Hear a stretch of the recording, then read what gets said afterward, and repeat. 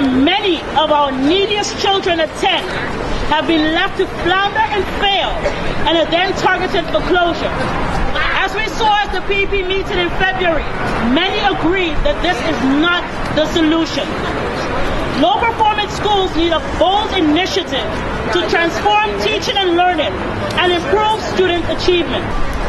What is bold about the zone is that all struggling schools will have the opportunity to apply to be a part of it, and then would get the support and capacity building that they need to redesign teaching and learning. Right. These stakeholders will be involved at the school level and at the central level in decision making and in school and implementation. We all know that when there is buy-in, there is a higher possibility of success. Schools in the zone would be supported in expanded learning time for students, just as is already happening in great schools, districts, and in charters. This would allow for more art and music and hands-on science.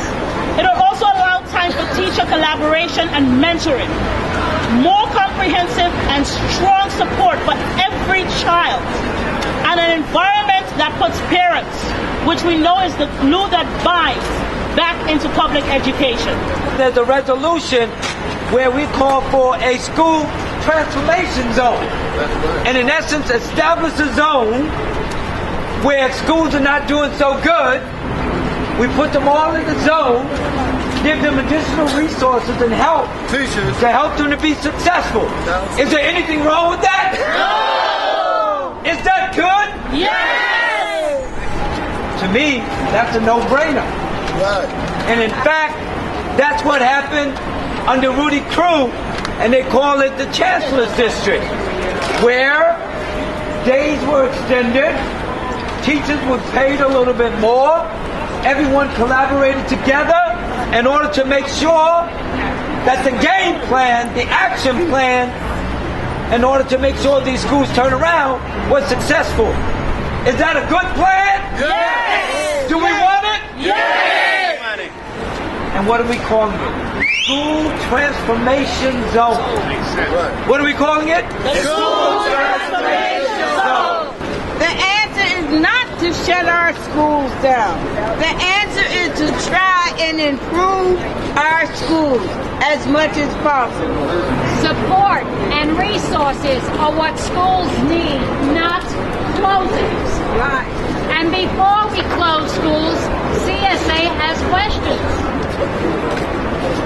Where is the process that they're using? It is not obvious to us how these schools got on the list to begin with.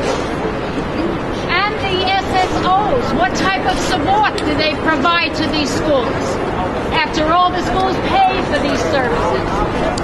And the superintendents, where were the superintendents throughout this?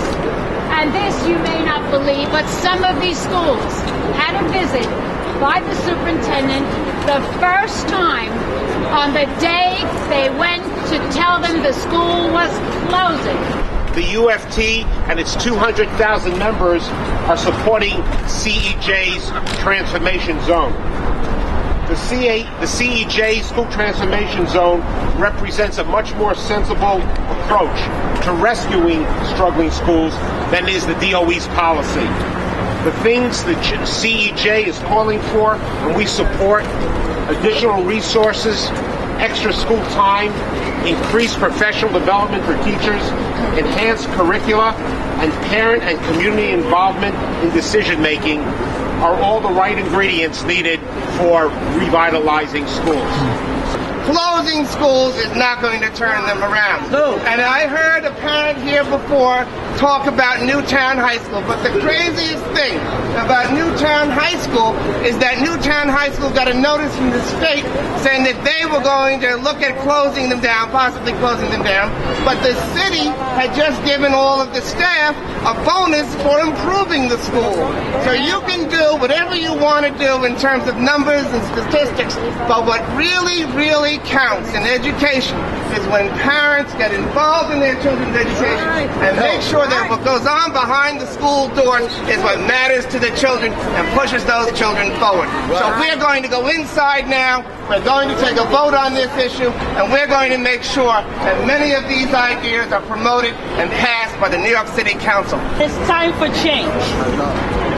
I'd like to let you know that a lot of time, sweat, tears, and I mean quite literally tears, went into the formation of this initiative.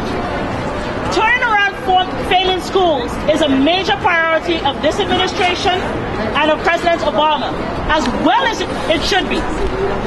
Let's give schools the opportunity to be a part of this transformation zone, a chance to participate in comprehensive reform efforts and get the same type of attention and support that higher performance schools are getting through initiatives such as the New York City iZone.